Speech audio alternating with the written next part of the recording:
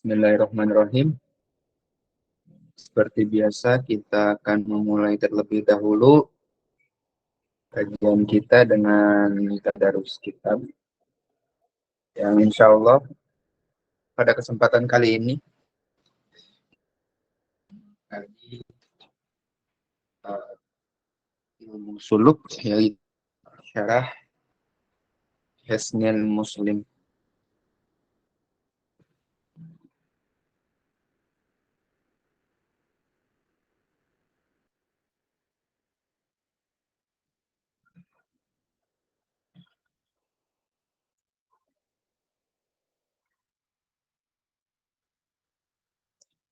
Kita awali dengan membaca masailu tata'allaqu bidzikri wa du'a'i.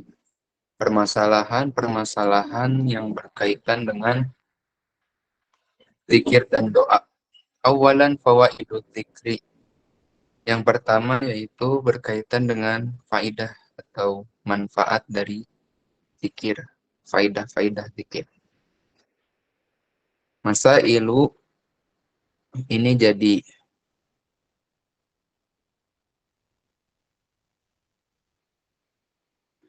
khobar dari mubtada yang dimahdhuf, yaitu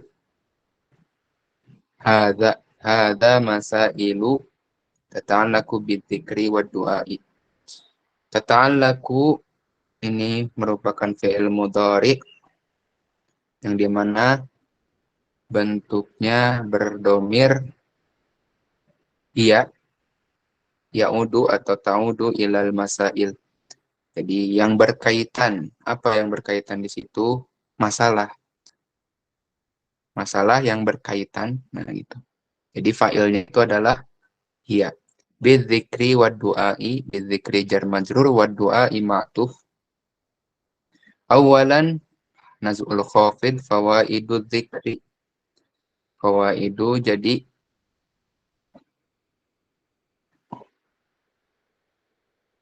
mubtada muakhir dari awalan. Fawaidu dzikri. Az-dzikri jadi mudhaf ilaih. Wa as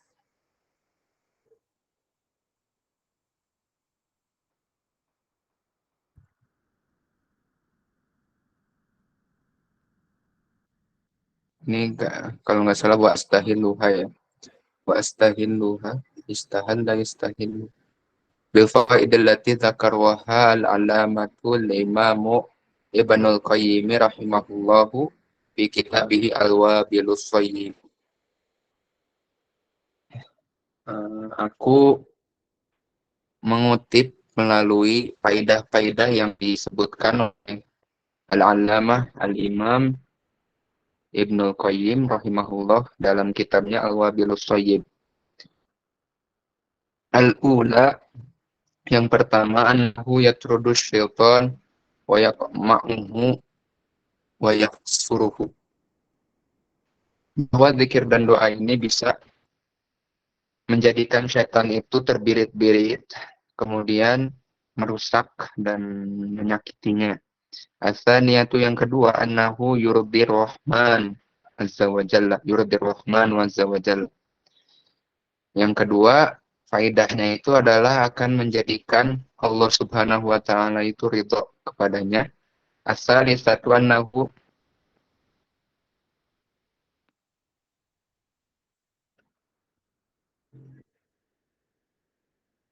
yuzilul hamma wal ghamma anil qalb wa annahu yajlibu lil qalbi farha wassarra wassurura wan nasyata. Bahwa zikir dan doa ini akan menjadikan setiap diri atau setiap hati itu alham wal gham, rasa harap dan rasa apa ya, masih sama, harap dan rasa suka cita. Wa annahu yajlibu lil qalbi al farha was surura wan nasyata, dan juga akan menghadirkan rasa kebahagiaan, kesenangan dan rasa keuletan. Arwabiatu, yang keempat, annahu yakwil qalba wal badana, bahwa doa dan zikir ini bisa menguatkan hati dan badan. Lalu al-khamisatu annahu yunawwirul wajha wal qalba. Yang kelima, zikir dan doa ini bisa menjadi cahaya bagi wajah dan hati. As-sadisatu annahu yajlibur rizqa. Lalu yang keenam, zikir dan doa ini bisa menjadi uh, pelapang atau yang melapangkan rezeki, melapangkan rezeki seseorang. As-sabiatu annahu yaksul zakiro al-mahabata wal halawata wan nusroh. Lalu yang ketujuh, zikir dan doa ini bisa menjadi pakaian bagi orang yang berzikir. Nah, ini haknya hak gede ya. Kalau mahabbah itu kan al-halawah berarti rasa manis, dan an-nusroh kalau ini pertolongan. Ini nadroh. As-saminatu annahu yurisul mahabbata allati hiya ruhul islami wa qutbu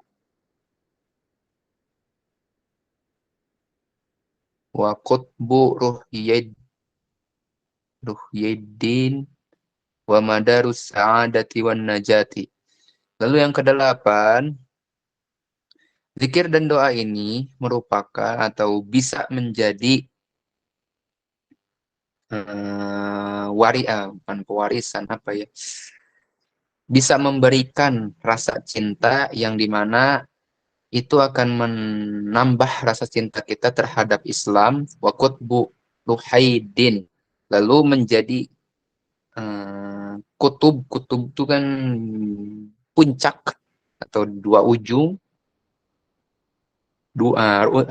kutub itu ujung dari dua ruh agama, yaitu ruh agama maksudnya zikir dan tersebut, wa madarus sa'adati wan najah, dan juga bisa menjadi puncak madar dari kebahagiaan dan kesuksesan. At-tasi'atu, lalu yang kesembilan, annahu yurisul muraqabata hatta yadkhula fi babil ihsan faya'budullaha ka'annahu yarahu. Wala sabila lil ghafili anil dzikri ila maqamil ihsan. Lalu yang kesembilan, bahwa doa dan zikir itu bisa menjadi wasilah untuk kita senantiasa merasakan pengawasan dari Allah Subhanahu wa taala, hatta yadkhula fi babil ihsan, sampai dia bisa masuk ke pintu ihsan. Yang dimana ihsan ini adalah faya'budullaha ka'annahu yarahu. Ketika dia beribadah seakan-akan dia melihat Allah. Wala sabil lil ghafili 'anil dzikri. Dan ketika dia merasa seperti itu, tidak ada jalan apapun yang dimana jalan tersebut mengarahkan orang yang lalai dari zikir ila maqamil ihsan, sampai dia berada di maqam ihsan. Nah, jadi maksudnya doa dan zikir ini bisa mengantarkan kita untuk senantiasa merasa pengawasan Allah itu senantiasa ada. Al-ashiratu, lalu yang ke-10, annahu yurisul inabata warruju'a ilallahi. Nah, lalu yang ke-10, doa dan zikir ini bisa memberikan kita rasa inabah. Inabah itu ya dari naib itu kan pengganti, rasa selalu tergantikan dan selalu kembali kepada Allah. Jadi ketika kita kehilangan sesuatu, ketika kita luput dari apa yang kita inginkan, dari apa yang kita dambakan, apapun itu, maka dengan doa dan zikir, ini bisa menjadi pelipur. Ini bisa menjadi obat, yang dimana obat tersebut akan menjadi al-inabah warruju. akan senantiasa menjadi pengganti sekaligus kita akan kembali ke sana, yaitu Allah Ta'ala, kepada Allah Subhanahu wa Ta'ala. Jadi seperti itu. Oh. Kemudian, fawaidul zikri. Faedah-faedah berkaitan dengan zikir. Al-hadiyatu asyarah. Yang ke-11. Kok nggak keluar ya? Annahu yurisul qurba minallahi ta'ala fa'ala qadri zikrillahi ta'ala yakunul qurbu minhu wa ala qadri ghaflatihi yakunu ba'dahu anhu. Kemudian yang ke-11 ini ialah doa dan zikir itu bisa menjadikan kita senantiasa dekat kepada Allah Subhanahu wa taala. Fala qadri dzikrillahi taala yakunul qurbu. Ketika kita berzikir itu artinya kita sedang mendekat kepada Allah wa ala qadri ghaflatihi yakunu ba'da. Adapun ketika kita lalai dari Allah atau lalai kepada Allah, itu artinya kita sedang menjauh. Yakunu bu'duhu, bukan ba'da ya. Yakunu bu'duhu anhu. Kita senantiasa menjauh dari Allah ketika kita lalai darinya. Kemudian as-saniyata asyarah annahu yaftahu lahu baban 'aziman min abwabil ma'rifah wa kullama aksaru min adz-dzikri izdada min al-ma'rifah. Lalu yang ke-12, ketika seseorang itu selalu berzikir kepada Allah, itu artinya dia sedang menambah rasa ma'rifahnya kepada Allah. Ma'rifah di sini mungkin di dalam bahasa Indonesia diartikan pengetahuan. Tapi maksudnya pengetahuan di sini adalah pengetahuan terhadap Allah. Apa maksud dari pengetahuan terhadap Allah? Maka jawabannya adalah pengetahuan ketika kita merasa semakin dekat kepada Allah. Dan ini tidak bisa kita bahasakan dengan bahasa Indonesia. Makanya tadi saya bahasakan bahwa ma'rifah ini sering dikenal dengan pengetahuan, tapi yang dimaksud di sini bukan sebatas pengetahuan yang seperti itu, yang dimana kita mendapatkan ilmunya dan ilmu tersebut bisa hilang kapanpun saja. Tapi yang dimaksud di sini adalah pengetahuan terkait rasa kedekatan kita kepada Allah. Dan ini hanya bisa kita rasakan melalui akal sekaligus hati kita. Kemudian,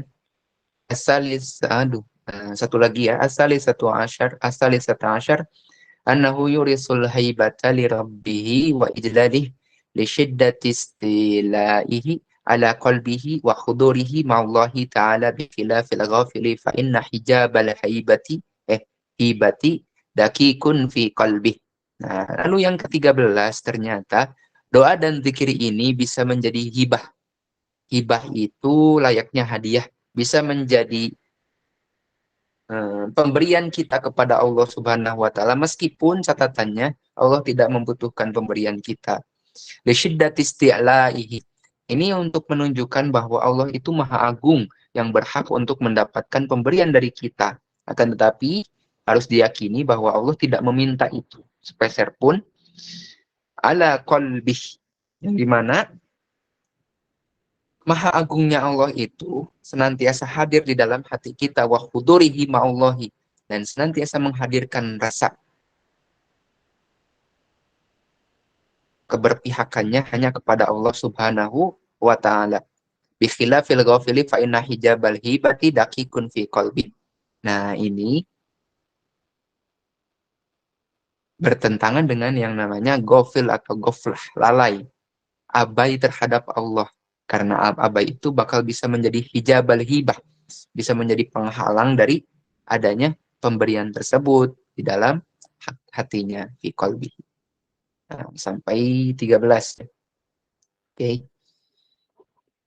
Langsung saja kita masuk.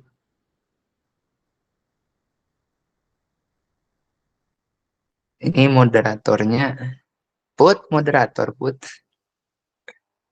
Langsung aja ya. Nah, terakhir Nisna.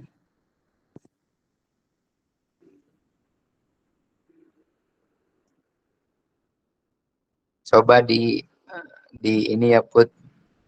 agak di bel-bel tuh di grup pilih hilapun.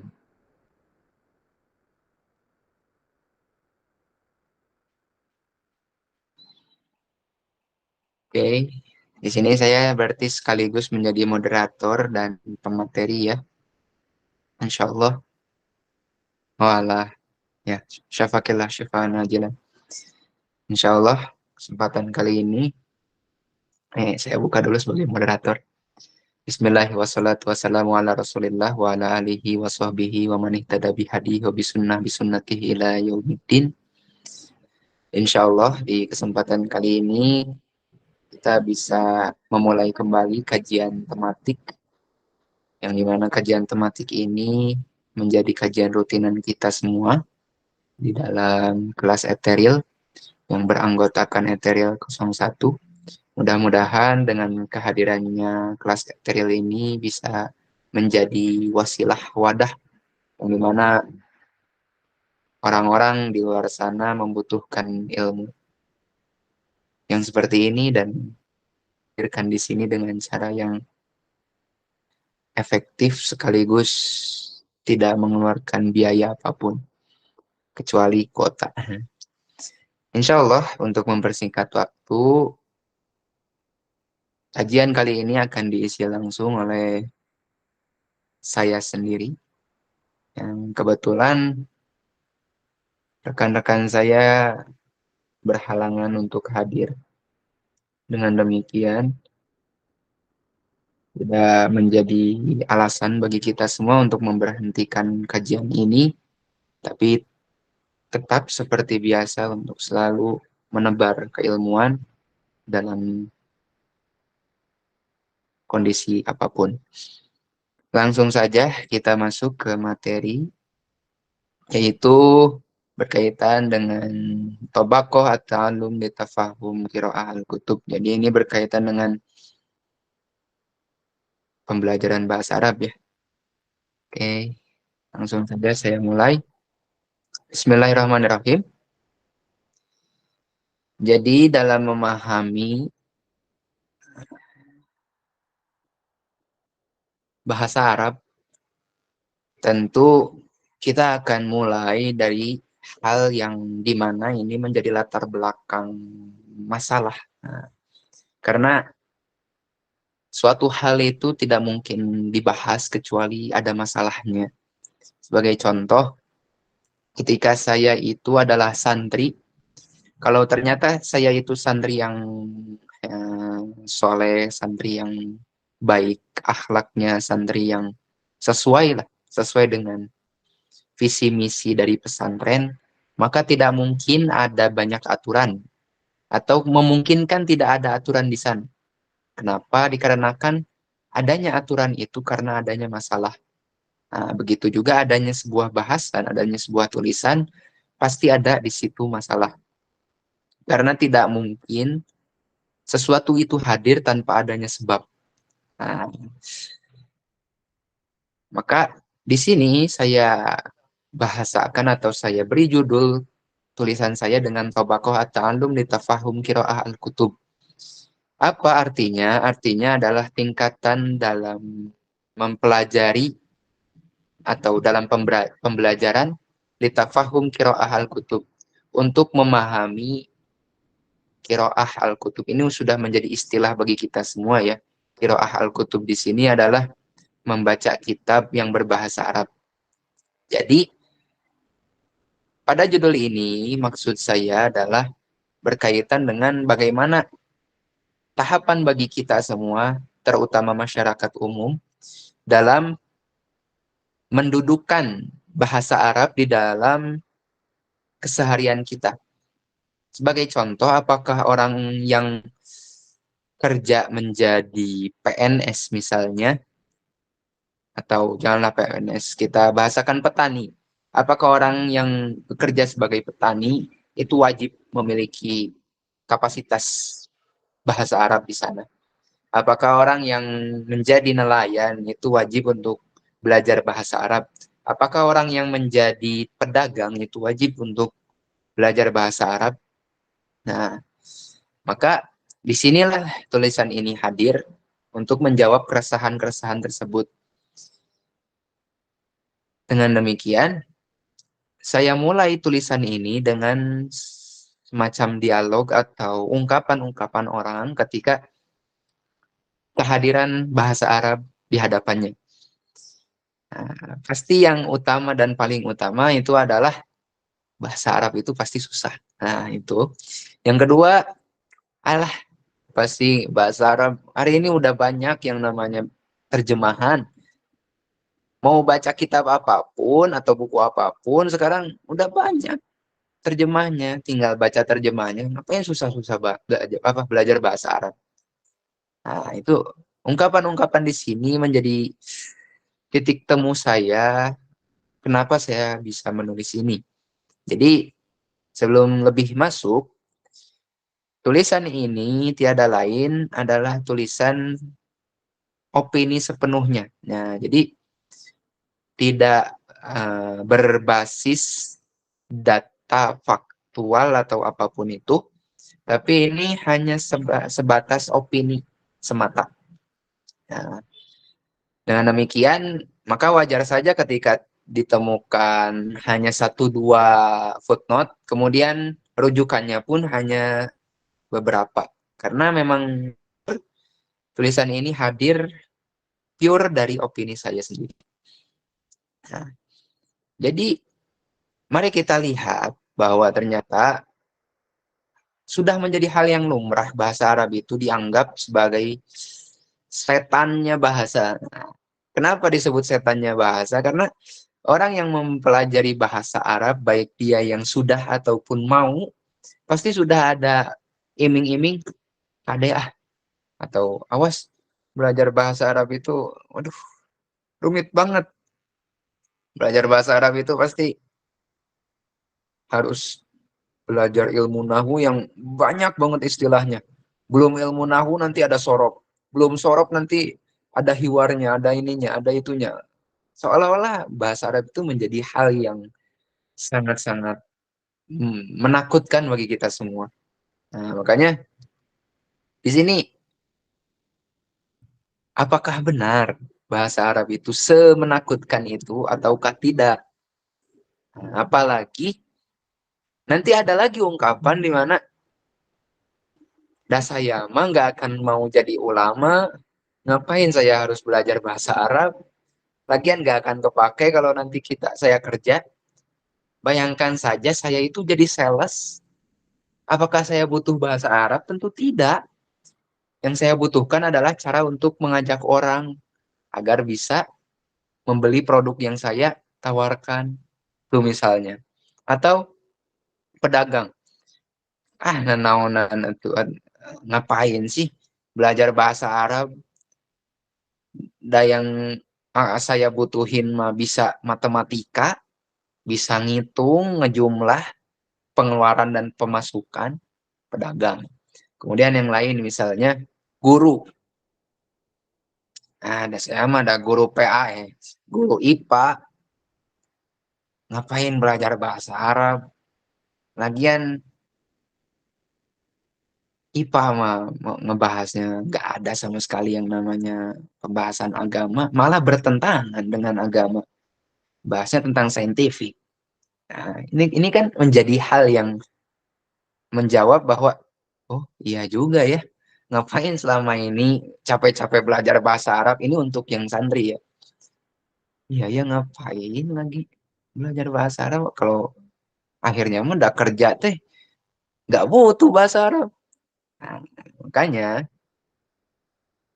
kita tidak lihat dulu di problem ya, kita langsung masuk dulu ke bagaimana pemahaman kita bahwa ternyata dasar kepentingan seorang itu dalam lingkup bahasa Arab ya, tidak terlepas dari yang namanya 3. Nah, yang pertama, dia ingin bekerja. Nah, dan dia membutuhkan bahasa Arab. Siapa coba? TKI misalnya, tenaga kerja Indonesia yang dia itu bekerja di Jazirah Arab. Otomatis dia kan butuh yang namanya belajar bahasa Arab sekaligus fasih. berkata bahasa Arab. Karena nggak mungkin dia pakai bahasa Indonesia di Jazirah Arab. Itu yang pertama. Yang kedua, yang jadi penerjemah. Dia yang suka menerjemahkan, terus dapat cuan. Nah, itu menjadi profesi kan, menjadi pekerjaan bagi dia. Nah, yang pertama kepentingannya menjadi pekerjaan, itu bahasa Arab ya. Yang kedua, akademisi. Akademisi itu orang-orang yang meneliti, yang dimana penelitian ini membutuhkan kitab-kitab yang berbau atau tanda kutip harus berbahasa Arab. Karena kitab primernya ini bahasa Arab. Nah, ketika dia mencari terjemahnya, oke, ada. Gitu. Tapi kan kalau misalkan kita nyantumin, atau orang itu nyantumin dalam penelitiannya buku terjemah, itu artinya kan akan menjadi nilai yang kurang bagi penelitiannya tersebut. Karena tidak orisinil. Nggak langsung ke kitab primer, tapi malah sekunder. Itu misalnya. Dan yang terakhir, dan ini pasti menjadi acuan kita semua, adalah keyakinan rohani. Kenapa keyakinan rohani? Karena mau siapapun orangnya, ketika dia sudah mengaku muslim, itu artinya dia harus bisa berbahasa Arab. Kenapa? Dia sholat, apakah dia memakai bahasa daerahnya? Apakah dia memakai bahasa resmi wilayahnya? Kan enggak. Meskipun ada ya yang seperti itu, Islam Nusantara itu. Tapi kan mereka dinyatakan sesat. Kenapa? Karena bertentangan dengan ajaran Islam yang memberikan ajaran bahwa harus berbahasa Arab. Nah, seperti itu.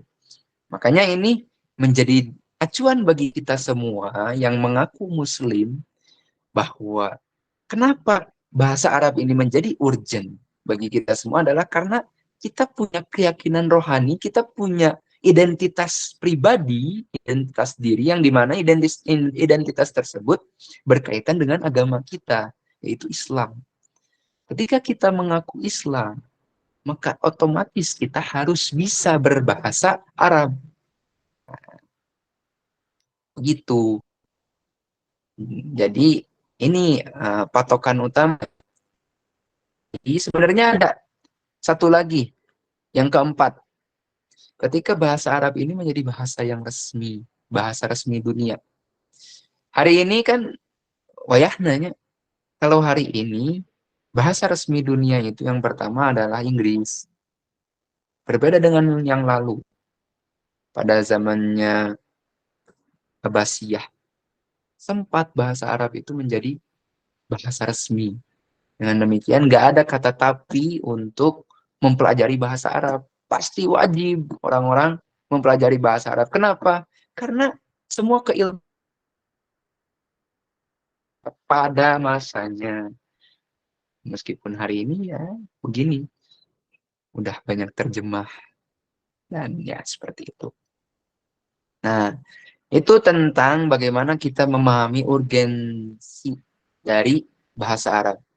Kemudian ketika kita sudah paham tentang urgensinya bagaimana, maka kita lihat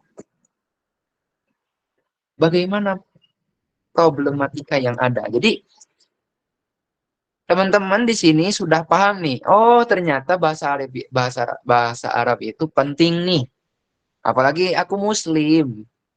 Era malu lah kalau misalkan ongkoh muslim tapi bacaan sholat itu apa naon dibaca. Nah, misal gitu kan malu.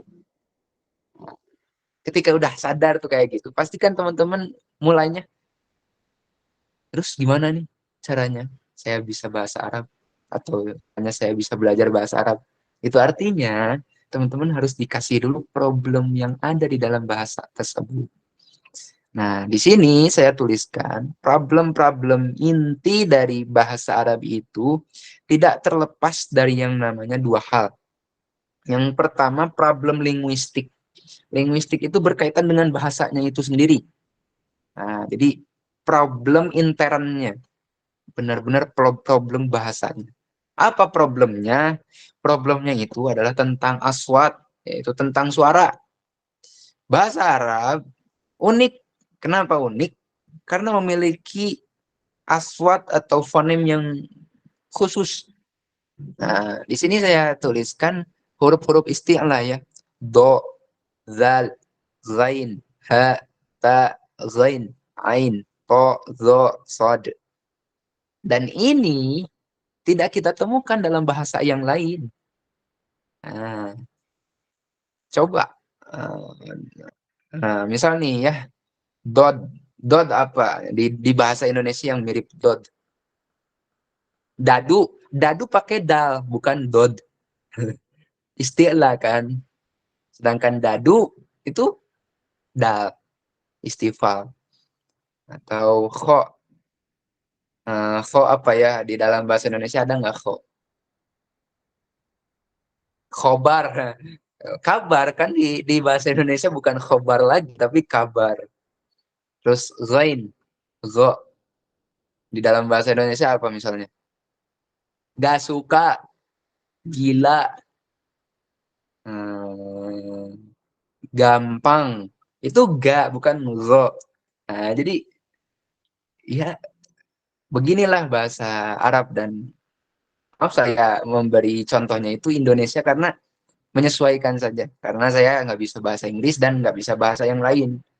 Jadi saya berikan contohnya bahasa Indonesia.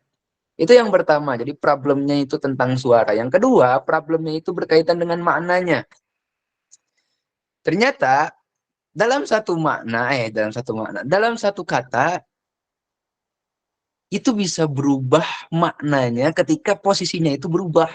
Nah, ini keunikan bahasa Arab ya. Keunikan bahasa Arab itu di sini. Jadi karena dia posisinya berbeda, maka diartikannya pun berbeda. Sebagai contoh di surat Al-Hasyr. Ya ayyuhalladzina amanu taqullaha. Nah, ittaqullaha. Itu yang pertama. Wal tanzur nafsum ma qaddamat lighad wattaqullaha. Nah, itu yang kedua. Nah, ini ya ayyuhalladzina amanu taqullah. Wahai orang-orang yang beriman, bertakwalah kepada Allah. Seringnya gitu ya. Tapi di dalam tafsir, boleh teman-teman baca silahkan. Tafsir apapun itu, tapi kalau saya berpacu pada tafsir Al-Qurtubi salah satunya, lalu Hadaik war Raihan kalau nggak salah. Saya lupa lagi.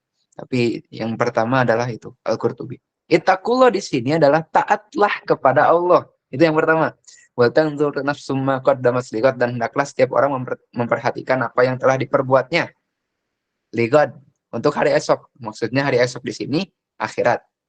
Wattaqullah. Nah, yang kedua bukan dan taatlah kepada Allah, tapi dan bertaubatlah kepada Allah. Innallaha khabirum bima ta'malun. Karena sungguh Allah Maha mengetahui terhadap apa yang kamu kerjakan. Itu hanya beda posisi tapi bentuknya sama padahal. Tapi maknanya berbeda. Ini keunikan bahasa Arab. Contoh di dalam bahasa Indonesia adalah seperti ini. Jang, ibak, Indonesia. Misal nih, Dek, mandi. Itu pernyataan pertama. Kedua, Dek, mandi. Oh, kedua. Masih tidur wae. Mandi atuh. Nah, itu yang ketiga. Nah, perbedaannya adalah pendekatannya sama di dalam bahasa Indonesia, tapi intonasinya yang berbeda. Makin meningkat suaranya, meningkat lagi, meningkat lagi. Nah, jadi itu kayaknya mirip-mirip, tapi ya nggak apa ya, nggak seperti bahasa Arab di sini. Nah, itu ya mungkin cara untuk membayangkannya bagaimana kesamaannya dengan bahasa Indonesia. Lalu yang kedua adalah tentang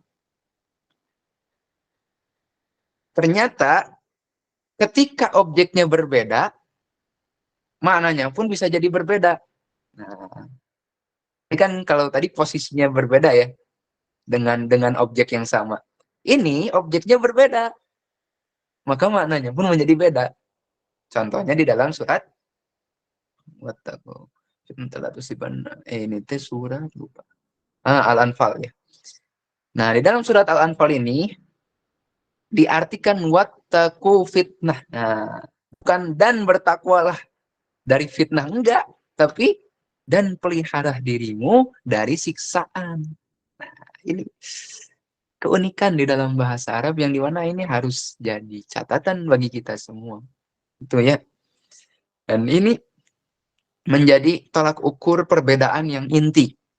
Adapun nanti perbedaan yang ketiga, keempat, dan yang selanjutnya itu perbedaan tambahan, perbedaan problem tambahan. Jadi intinya di situ dulu, teman-teman. Jadi kenapa banyak orang yang menganggap bahasa Arab itu susah ya karena gitu. Yang pertama fonemnya berbeda, fonemnya itu suaranya beda ya, pengeluaran suaranya dan penyebutannya tuh beda, makhraj atau sifat. Nah, itu. Makhrijul huruf, sifatul hurufnya itu beda sendiri dari bahasa-bahasa yang lain. Lalu yang kedua adalah terkait maknanya. Dari satu kata bisa banyak makna. Bayangin tuh kumahan tesian gitu makena. Contoh nih, kita sosokan pakai bahasa Arab dengan orang Arab, tapi ternyata kita sedang mengatakan hal yang salah, itu kan asa asa sosokan gitu. Nah, kayak gitu. Contoh adalah saya bayangkan ketika koma tanpa ada huruf dengan koma dengan huruf ba. Nah, contoh nih, kumtu amamal misal kumtu amamal fasli. Aku sudah berdiri di depan kelas. Dengan kumtu bil wajibati. Apakah jadi aku berdiri dengan kewajiban? Enggak. Kalau kumtu bi artinya aku sudah melaksanakan kewajiban atau tugas. Sedangkan kumtu amamal fasli, aku berdiri di depan kelas. Ini keunikan bahasa Arab. Nah, ini biasa disebut dengan asalib, asalib, asalibul lughatil arabiyyah atau uslubul lughatil arabiyyah. Uslub sudah jadi istilah. Nah, gitu ya. Nah, kemudian ini lewati saja, kita langsung masuk ke. Nah, coba nih, Ana mau tanya dulu lah. Tanyanya ke Melpi, Melpi, hadir Melpi.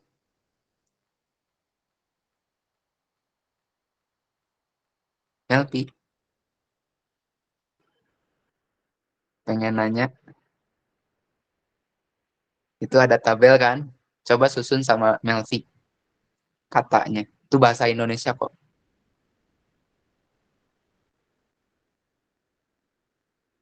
Hadir Melvi? Hello. Atau Redo, Redo. Boleh Redo.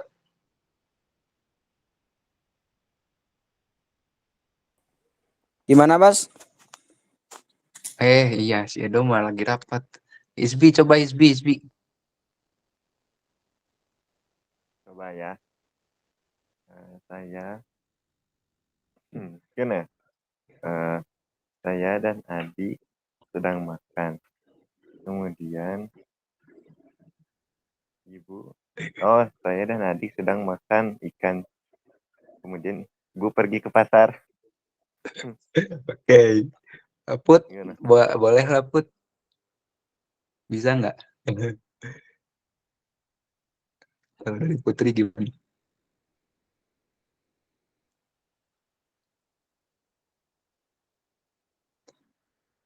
Putri nuju terdamangnya.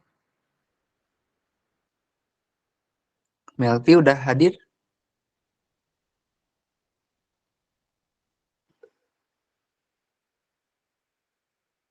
Oke. Nah, gini ya teman-teman. Kenapa tadinya saya pengen banyak yang menjawab ini? Karena nanti bakal ada jawaban-jawaban yang berbeda dari jawaban ini. Contoh tadi kata Hizbi, saya dan adik sedang makan ikan. Kemudian ibu pergi ke pasar. Itu kan? Tapi kalau saya awal kali menulis ini ya, yang benar itu adalah saya sedang makan, kemudian ibu dan adik pergi ke pasar. Sebenarnya nggak beda ya, sama-sama aja. Tapi yang menjadi titik tolaknya itu adalah ini dalam bahasa Indonesia. Kalau di dalam bahasa Arab bakal ketahuan itu salah atau tidaknya. Nah, gitu teman-teman. Jadi bakal ketahuan langsung apakah itu salah atau tidak. Kalau di bahasa Indonesia benar-benar aja ya. Mau itu perspektif saya atau perspektif Hizbi. Tapi kalau di dalam bahasa Arab beda. Nah, contoh adalah ini. Bayangin aja ini teman-teman. Nah, ungkapan ini kosong, nggak ada harokatnya. Bayangin ya. Ketika nggak ada harokatnya, pasti ada yang mengatakan ja'alallahul insana do'ifan. Ada juga yang mengatakan ja'alallaha al insanu do'ifan. Tapi ternyata itu bakal mengubah maknanya secara jedar-jeder. Jadi langsung terubah itu maknanya yang berkebalikan, bayangin aja. Ketika kita mengatakan ja'alallahul insana do'ifan, maka artinya adalah Allah menjadikan manusia itu lemah. Tapi kalau kita mengatakan ja'alallaha al-insanu do'ifan, itu artinya kita lagi bilang manusia menjadikan Allah itu lemah. Bayangin, hanya sekedar beda vokal, itu bisa berakibat fatal, teman-teman. Nah, jadi ini apa ya, biar kita bisa bayangin seindah itu bahasa Arab. Nah, jadi teman-teman jangan menganggap teman-teman itu lagi mempelajari bahasa yang mudah, bahasa yang ecek-ecek juga bahasa nu lain. Enggak. Ini banyak keistimewaannya teman-teman dan benar-benar mengasah pikiran kita, mengasah logika kita. Karena kalau nanti ketika realitanya, ketika kita baca bahasa Arab di kitab-kitab turas, itu kan semuanya kosong teman-teman, nggak ada apa vokal sama sekali, nggak ada harokatnya sama sekali. Dan teman-teman sedang memikirkan itu an in, itu kan sedang mengasah otak teman-teman berpikir secara logis, ini tuh maknanya A, B, atau C. Nah, kan gitu. Jadi nggak ada hal yang sia-sia ketika teman-teman mempelajari bahasa Arab. Kenapa? Itu sekaligus mengasah pikiran teman-teman biar bisa berpikir secara logis. Nah, gitu ya. Jadi ini berbagai gambaran yang dimana seunik inilah bahasa Arab. Nah, karena kan di judulnya juga tobako ya, tobako itu tahapan awal, pengantar ya, pengantar untuk mempelajari atau membaca kitab tulis para ulama. Nah, salah satu pengantarnya adalah seperti ini. Kemudian kita masuk ke bagian matriksnya yang saya buat. Jadi teman-teman, belum ke sini, ke diagramnya. Jadi teman-teman, bahasa Arab itu harus atau tahap awalnya adalah memahami tentang mufradatnya dulu, teman-teman. Contoh si saya teh belajar bahasa Arab. Otomatis kan saya baca bukunya buku bahasa Arab ya, kan belajar bahasa Arab. Bayangkan saja tidak ada terjemahan gitu aja ya. Dan ternyata saya langsung bingung pas baca di judulnya doang. Kenapa? Karena judulnya aja nggak ada harokatnya. Ini saya harus baca gimana? Ini kosakatanya seperti apa? Nah, itu artinya awal mula ketika kita ingin mempelajari bahasa Arab itu adalah kosakatanya dulu. Mari kita masukkan perbendaharaan kata yang ada di dalam bahasa Arab ke dalam pengetahuan kita. Nah, saya lupa ngasih contoh. Tadinya saya itu mau ngasih contoh surat Al-Lahab. Satu ayat aja di ayat pertama. Tapi tanpa harokat, kosong harokat nada. Pasti teman-teman bisa langsung bacanya. Langsung baca tabat yada abi lahabi watab. Pasti gitu. Tapi nanti yang kedua, ketika saya ngasih ungkapan lagi, yang dimana ungkapan tersebut saya kutip dari salah satu kitab, pasti langsung teman-teman, naon ieu? Ieu. Apa maksudnya? Karena teman-teman udah punya mufrodat di dalam surat Al-Lahab.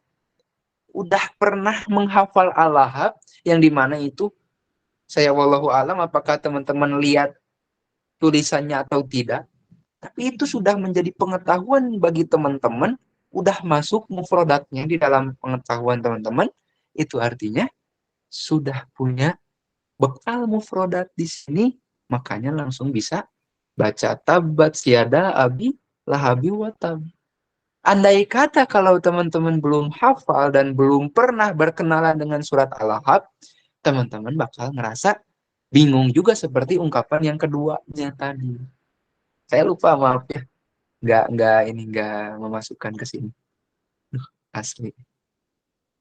Karena saya telat juga ya ngirimnya. Baru beres tadi jam 8. Nah, makanya awal mulanya itu di sana, teman-teman. Jadi bukan belajar sorop langsung, bukan nahu langsung. Kalau gitu langsung kasihan. Kita nggak punya perbendaharaan kata apa-apa, tiba-tiba langsung dicekoki sorop nahu. Padahal kita kan belajar bahasa Indonesia pun dikenalkan dulu. Ini balon, ini balon, ini balon. Pas kecil. Nggak langsung diajarin. Dek, ini tuh yang namanya subjek. Ini tuh objek. Ini tuh balon, dan balon ini nggak bisa jadi kata kerja, Dek. Enggak kan? Nah, itu menjadi titik dasar kita. Kalau kita mau belajar bahasa, jangan langsung belajar gramatikal atau morfologi. Tapi belajar dulu perbendaharaan katanya. Itu. Nah, setelah itu kita langsung masuk ke sorof. Nah, sorof itu tentang morfologinya. Mulai dari sigoh, wazan, adat. Sigoh itu tentang bentuknya, apakah dia fi'il atau isim. Wazan itu tentang apakah dia itu huruf aslinya ada 3 atau 4. Adat itu tentang bilangannya. Bilangan yang dimaksud adalah apakah dia seorang, atau dia satuan, atau dia 2, atau dia lebih dari 2, banyak misalnya. Lalu yang terakhir adalah domair, domir. Dia itu laki-laki, perempuan, atau sifat. Kata ganti yang kita kenal itu ya. Domir itu kata ganti, atau lebih tepatnya jenis ya. Jenis laki atau perempuan, atau malah sifat. Karena kalau sifat, bukan laki-laki, bukan perempuan tentu. Itu. Nah, dari sorof baru kita masuk ke nahwunya. Nahwunya itu tentang mahal. Mahal itu apa? Yang sering kita kenal dengan marfu, mansub, majrur, dan majzum. Ya, meskipun nanti itu harus kita bahas di lain waktu ya, kalau misalkan kita ingin mendalami bahasa Arab. Lalu yang selanjutnya dari mahal tersebut, baru kita masuk ke wazifahnya. Apa wazifah itu? Antara umdah, fadlah, atau rabat. Umdah itu misal dia itu mubtada atau khobar, dia itu adalah fi'il madhi, jumlah fi'liyah atau jumlah ismiyah. Dia itu maf'ul bih atau maf'ul mutlak, itu kalau fadlah. Lalu yang terakhir robat. Kalau robat, dia itu konjungsi, kata penghubung, atau atof, kata penyertaan, dan lain sebagainya. Nah, kayak gitu ya, jadi huruf-huruf itu tentang robat. Nah, makanya ini saya ulang, ja'alallahul insana dhaifan. Ini sesuai dengan warnanya. Yang pertama kita pahami dulu mufrodatnya. Oh, ternyata ja'ala itu menjadikan, artinya Allah itu ya Allah. Al-insan itu manusia, dhaifan itu lemah. Oh, dari sana kita bisa menentukan. Menjadikan itu adalah kata kerja, berarti dia masuknya fi'il madhi. Oh, menjadikan, transitif. Dia itu kalimat aktif atau kata aktif, berarti maklum. Maklum itu berarti dikenal siapa failnya, nggak tersembunyi. 3 huruf asli, oh iya, karena dia itu ja'ala, bukan ja'ala yuja'ilu, misalnya, atau aja'ala yuja'ilu, nah, enggak, bukan. Lalu selanjutnya, Maaf, 3 huruf asli di sini bukan ja'la la yuja'lilu misal.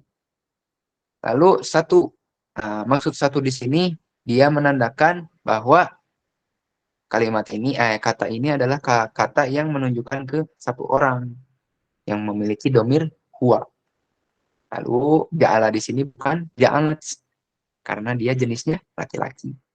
Dan masuk ke nahunya. Nahunya, oh dia ini marfu. Kenapa marfu? Karena dia butuh fa'il dan dia ini di awal jumlah fi'liyah.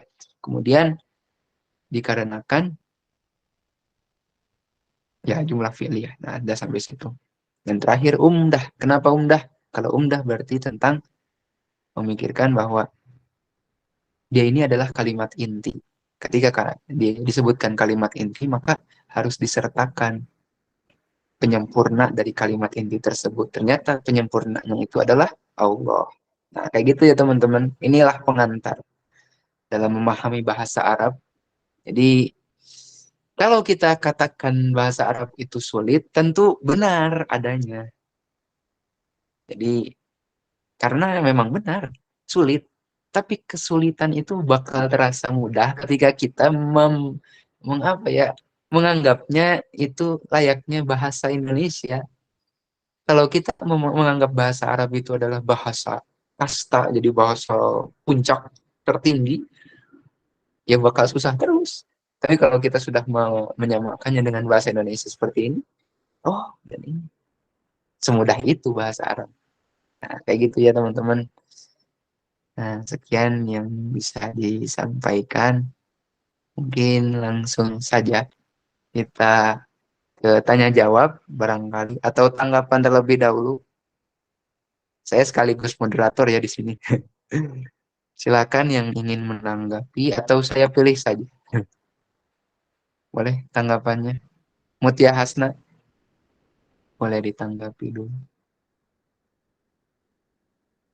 Barangkali. Enggak ada, aman. Oke.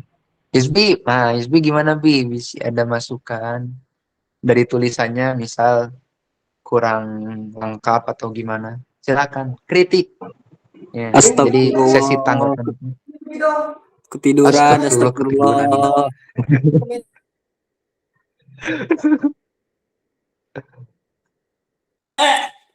Bibi.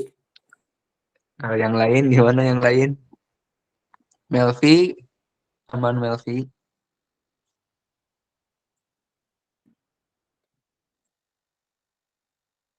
Put, gimana Put? Cepat sehat Put. Syafaqillah, syifaan hajilan.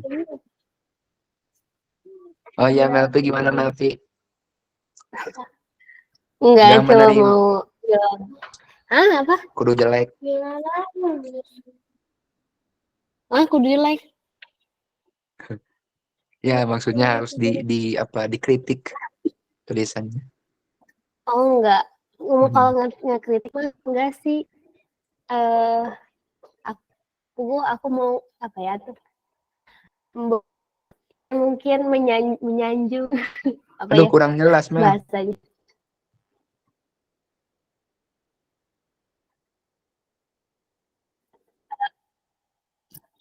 Halo, Gimana? Di aku kurang jelas. jaringan gue. Wi-Fi 27. Halo. Halo.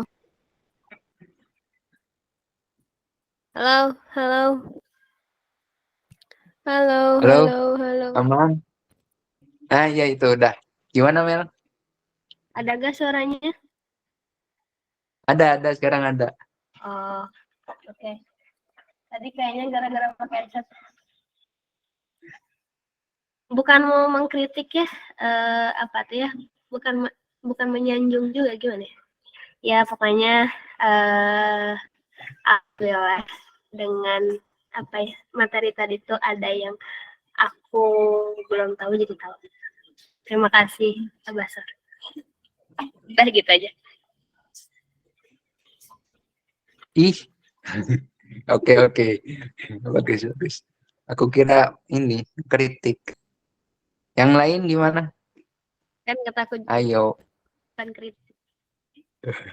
Iya, alhamdulillah bagus. Muti Hasna gimana Muti Hasna? Ini jangan-jangan pada nonton ini ya debat ya.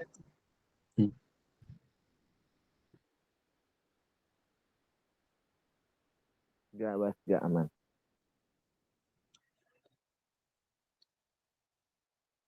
Edo gimana Dok? Sudah beres rapatnya? Barangkali mau ada tanggapan? Cukup. Lanjut. Oke. Ya langsung. Hisbi gimana? Sudah? Udah ketidur. Ya, ayo. Kita masuk ke sesi Q&A. Q&A. Sesi tanya jawab silakan. Barangkali ada yang mau bertanya berkaitan dengan bahasa Arab. Saya persilahkan. Coba unek-uneknya tentang bahasa Arab. Acungkan tangan dulu. Acungkan.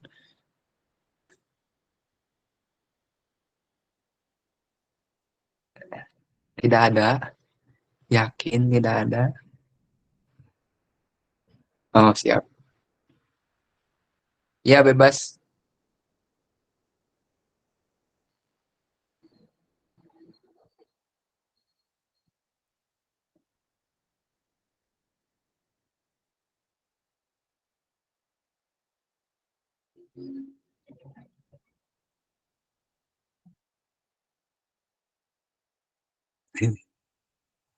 Ya, saya persilakan.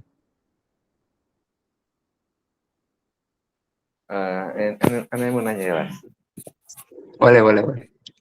Apakah benar kalau dalam kita mempelajari bahasa Arab tuh harus bertadarus, tuh bertingkat-tingkat, misalkan dari awal dari kitab-kitab tadi, kemudian ke mutawasid, kemudian sampai yang selanjutnya lah yang lumayan rumit.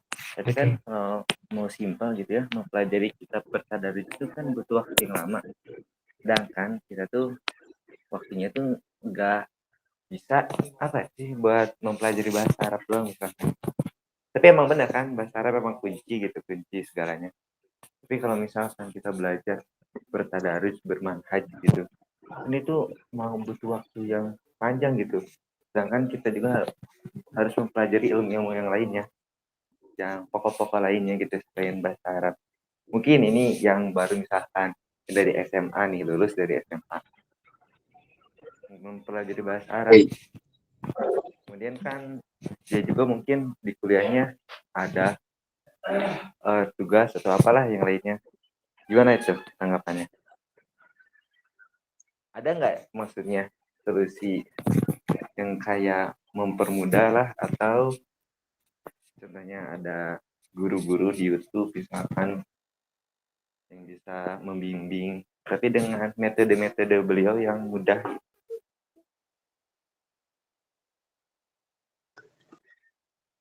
Udah ya. Nah, ya ini dia. Permasalahan inti sebenarnya ya ini. Bagi orang-orang yang mempelajari bahasa Arab atau memiliki kapasitas bahasa Arab atau paham bahasa Arab. Nah, jadi yang pertama adalah apakah harus bertadarruj? Jadi harus bertahap mempelajari bahasa Arab itu mulai dari awal sampai akhirnya. Jawabannya adalah tergantung. Ketika seseorang punya kapasitas keulamaan, nah, saya katakan kapasitas keulamaan ya.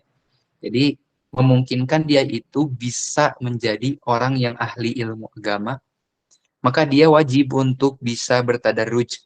Jadi wajib dia itu bisa memahami ilmu atau bahasa Arab dengan cara yang bertahap tadi. Dan benar-benar dia finish. Jadi sampai beresnya dia memahami bahasa Arab. Kenapa? Karena itu soalnya pijakan awal, modal utama. Modal utama orang yang memahami ilmu agama. Ketika seseorang ingin paham ilmu agama, paham yang dimaksud menjadi ulama ya, keulamaan itu. Tapi ternyata dia tidak punya kapasitas bahasa Arab, bisi jadi ulama sesat.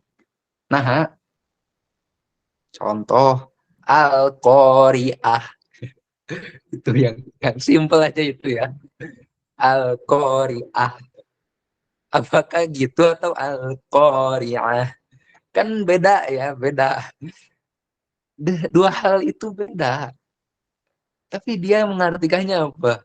Perempuan yang membaca Al-Quran, perempuan yang membaca. Aduh, jeung loba pengikutna gitu. Banyak orang-orang yang menjadi pro dia, pendukung dia banyak. Nah, ini sebuah bahaya.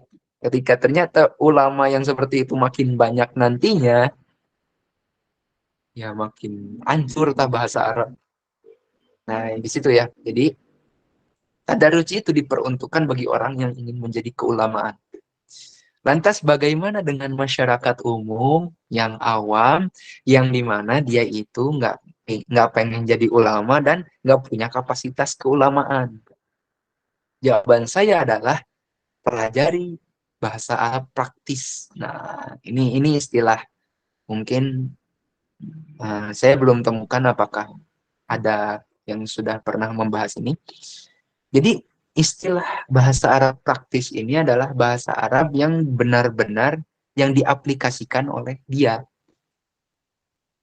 Makanya bahasa Arab praktis ini hanya masuk pada wilayah-wilayah seputar ibadah. Nah, makanya apakah harus tadarruj? Jawaban saya enggak. Tapi menyesuaikan prioritas dia.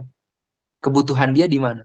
Oh, ternyata ketika dia itu sedang beribadah, dia itu nggak paham apa yang dia baca. Oh, berarti kapasitas dia itu membutuhkan mufrodat. Nggak butuh nahwu dan sorob, apalagi balagoh. Nggak, mufrodat dulu. Oh, ternyata cepat juga tuh belajar mufrodatnya. Maksudnya, oh, sudah paham nih apa yang dia baca selama sholat. Kebayang gitu. Serasa dia benar-benar memaknai sholat dan menghayati sholat. Langsung deh masuk sorobnya. Boleh. Ketika dia mau, ketika tidak masalah. Karena sudah tuntas tuh kebutuhan dia. Tapi kalau dia pengen mendalami, resep, belajar bahasa Arab teh. Saya akan baca Quran juga, pengen belajar selanjutnya. Ya sorobnya, ya nanti nahwunya. Dan nanti sorob dan nahwu itu nggak harus sesuai dengan buku-buku yang ada hari ini. Tapi sesuai kapasitas. Gimana sesuai kapasitasnya? Sesuai kapasitas yang dimaksud adalah hadirkan inovasi baru, buku berkaitan bahasa Arab yang praktis. Nah, itu yang masih belum ada. Jadi kebutuhan-kebutuhan yang dicomot-comot lah kasarnya. Jadi nggak membahas bahasa Arab itu dengan cara yang kompleks. Wah, ente soknya bayangkan. Apakah sampai sekarang Anda masih ingat pembagian tentang la nafiyah lil jinsi? Bagaimana jawabannya? La nafiyah lil jinsi ada berapa? Ada yang mau menjawab?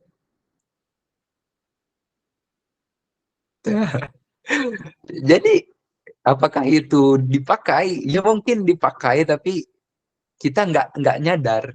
Nah itulah yang dimaksud bahasa Arab praktis. Kita nggak perlu paham itunya, tapi kita paham prakteknya. Nah jadi beginilah teman-teman. Banyak sebenarnya inovasi yang harusnya dihadirkan dan hari ini belum hadir di hadapan kita. Ya mungkin melalui kelas eteril ini, kedepannya insya Allah bakal menghadirkan itu. Inovasi-inovasi baru dalam mempelajari bahasa Arab insya Allah. Begitu, Bi, ya. Jadi tadarruj itu tergantung siapa yang mempelajarinya. Selanjutnya, boleh.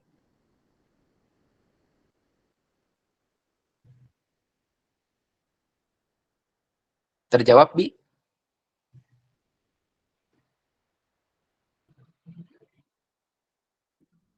Barangkali belum terjawab misalnya. Hizbi ketiduran.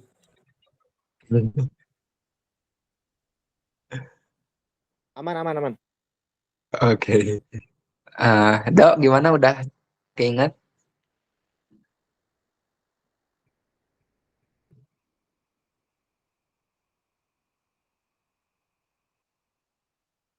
Boleh yang lainnya? Barangkali ada pertanyaan yang pengen dilontarkan buat Mutia Hasna atau Putri.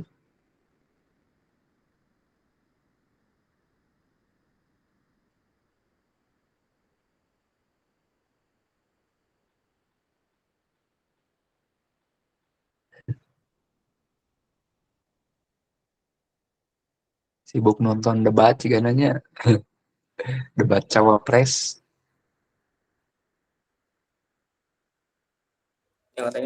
Ini bebas kasih singkat lah, meskipun sering dibahas atau ya kita sering dengar juga. Apa? Tapi secara ini ya, secara sistematis singkat, sistematis juga. Kenapa gitu Al-Quran tuh pakai bahasa Arab, nggak bahasa yang lain?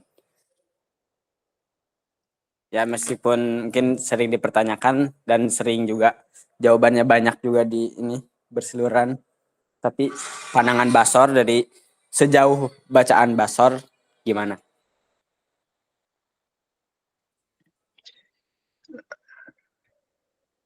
Bagi saya pribadi adalah dengan bahasa Arab ini menyingkap berbagai makna yang ada. Jadi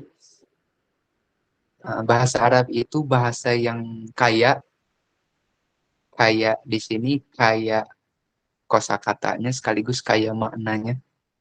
Tapi di samping itu dia pun menjadi bahasa yang simple. Nah, itu ya bagi anaknya. Kenapa bahasa yang simple?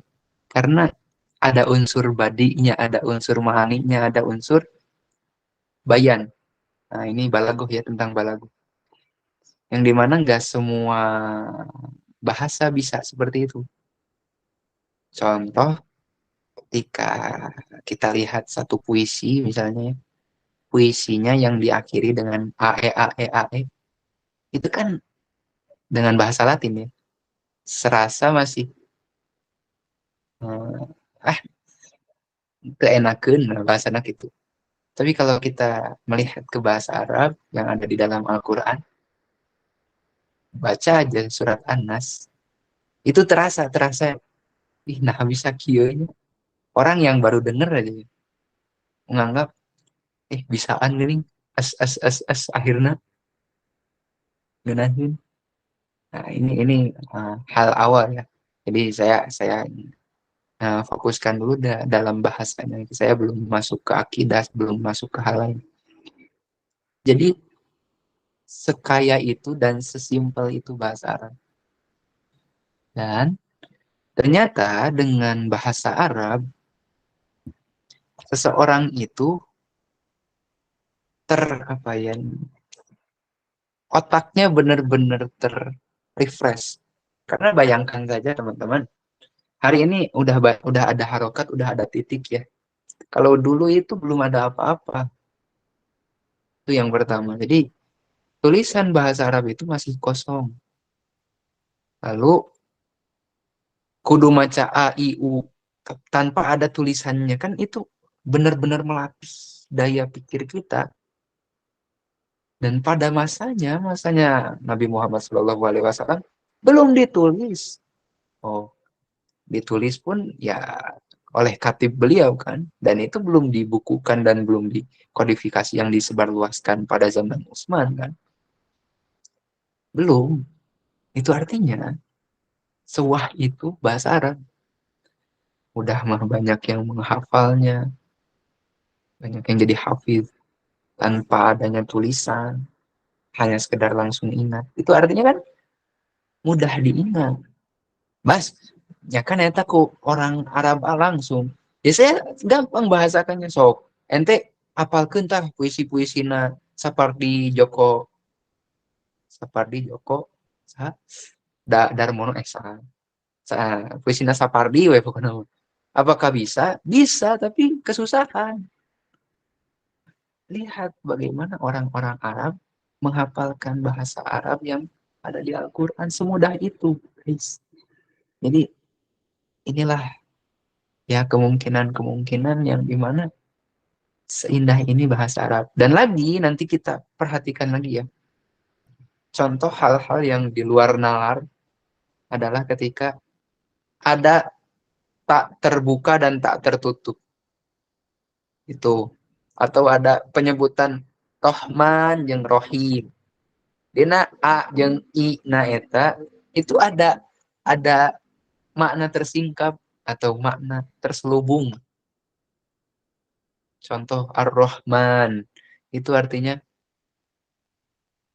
kasih sayang Allah yang maha luas. Ar-Rahim itu artinya kasih sayang Allah yang maha kekal. Seindah itu bahasa Arab. Padahal rohima kene gitu. Nah, itu. Saya nggak bisa meringkas dan menjadikan sistematis, tapi mudah-mudahan ini terjawab ya, Dok. Supaya kita bisa membayangkan seindah itu bahasa Al-Quran, yaitu bahasa Arab.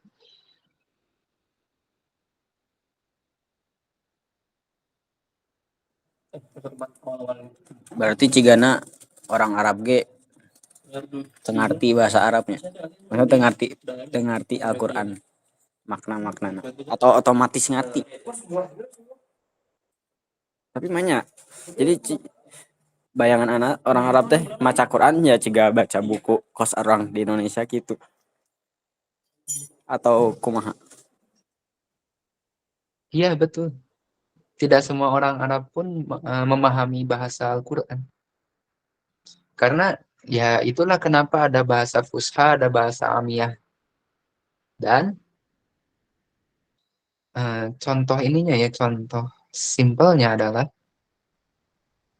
masih banyak orang Arab yang keceletot pas maca Quran dina salat, poho taf'alun atau ta'lamun atau ta'malun.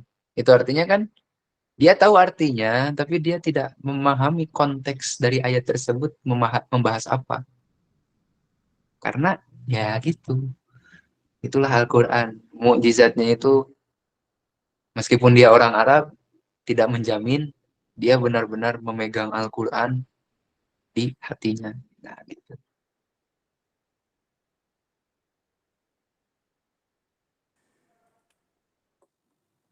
Bener aja.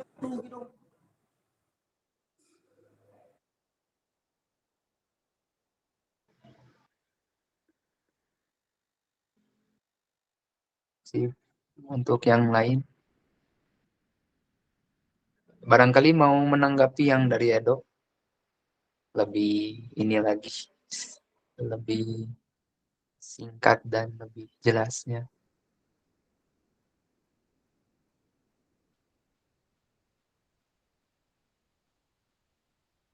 Ada?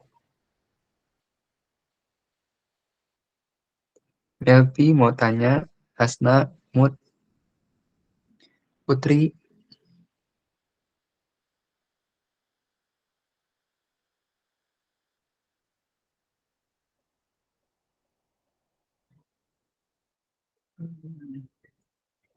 dicukupkan saja. Bahasa Arab sampai bisa ke ada bahasa Indonesia.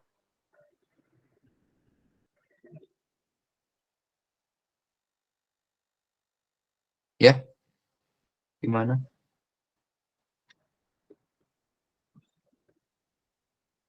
Boleh ya, Dok?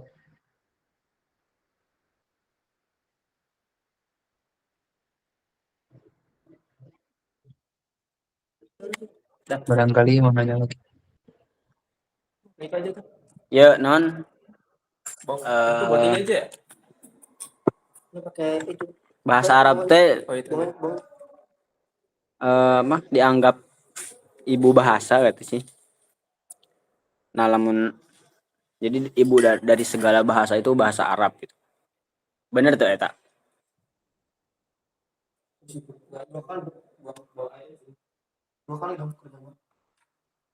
Kalau bahasa Arab itu adalah ibu dari segala bahasa. Pernyataan eta bener teh. Mun bener nah Nah, lamun eta ana menjawabna wallahu alam. Kenapa? Karena kita harus menyadari fakta bahwa kitab-kitab sebelum kitab Al-Qur'an itu bukan berbahasa Arab tentunya. Nah, ketika kita menyadari hal tersebut, itu artinya ada bahasa yang dimana sudah mendahului bahasa Arab. Tapi kita tidak bisa memvonis bahasa sebelum bahasa Arab itu menjadi ibunya bahasa. Jadi ini ya, jadi kalau penilaian, jadi siapa ibunya bahasa itu? Sampai sekarang kemungkinan gak ada orang yang bisa menjawab bagi saya ya.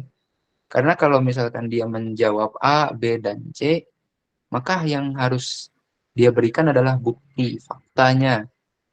Bukti faktanya itu dengan salah satunya contoh ya, contoh.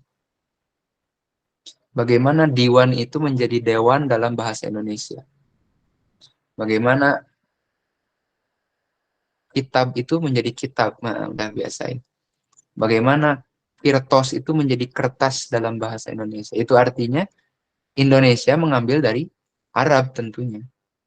Nah, kalau kita menganggap bahasa Arab itu menjadi ibunya bahasa, kita harus bisa membuktikan bagaimana bahasa Arab itu masuk ke semua bahasa.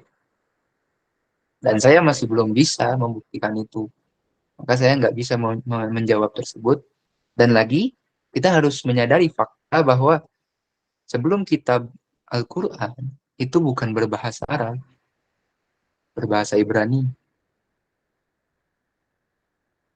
Nah, gitu ya. Dan saya juga nggak akan memvonis Ibrani itu menjadi ibunya bahasa. Karena saya belum bisa membuktikan bahwa ada kata di dalam bahasa Ibrani yang tercantum di dalam bahasa Arab misalnya. Contoh Ismail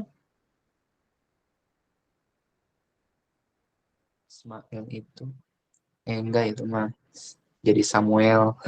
Itu beda deh. Ya kayak gitu. Jadi wallahu alam bishawab.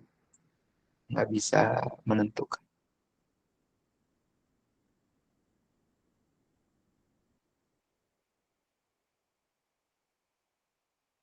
Terjawab?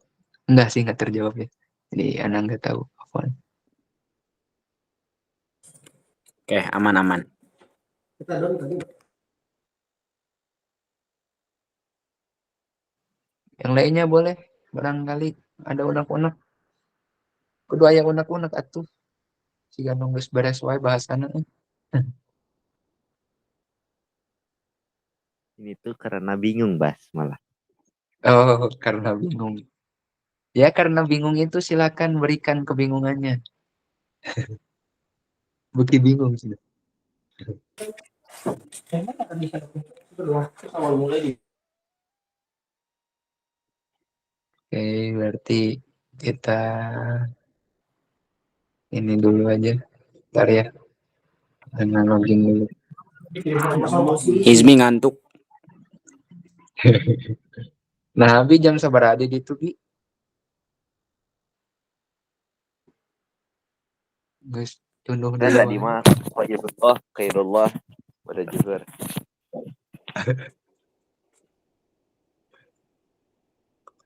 Bentar ya, teman-teman.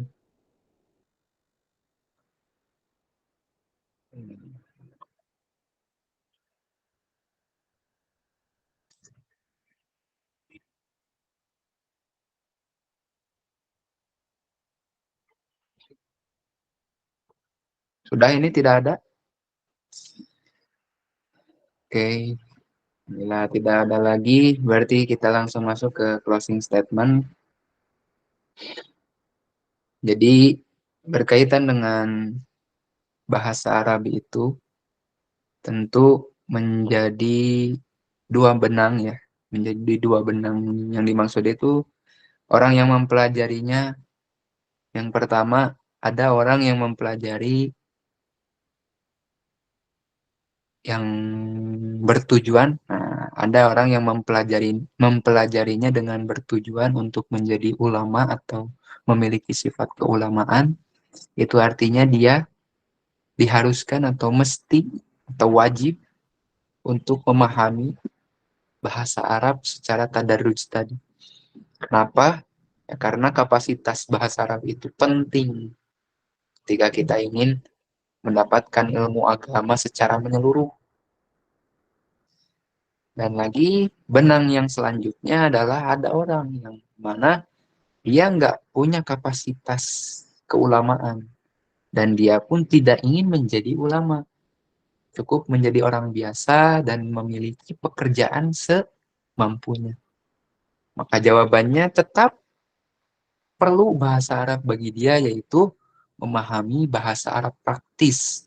Bagaimana bahasa Arab praktis? Tentu maksud dari bahasa Arab praktis ini adalah dia paham apa yang dia amalkan dan apa yang dia lakukan dalam ibadahnya. Dan dia paham apa yang dia baca di dalam Al-Quran. Minimal. Oh iya teh surat tentang kiamat. Oh iya teh surat tentang penciptaan manusia. Oh ini surat tentang kisahnya Nabi Yunus dan lain sebagainya. Dari sana mudah-mudahan itu menjadi wasilah bagi kita semua untuk senantiasa mengedepankan keberpihakan kita kepada Allah Subhanahu wa Ta'ala. Karena wasilah itu dimanapun ada, teman-teman. Dan salah satunya melalui bahasa Arab ini, insya Allah, ketika kita mempelajarinya secara serius atau setengah-setengah, itu akan menjadi dampak yang positif bagi keberpihakan kita kepada Allah Subhanahu wa Ta'ala. Sekian yang bisa disampaikan. Mohon maaf bila banyak salahnya. Mudah-mudahan bisa menjadi ilmu yang bermanfaat bagi kita semua. Wassalamualaikum warahmatullahi wabarakatuh.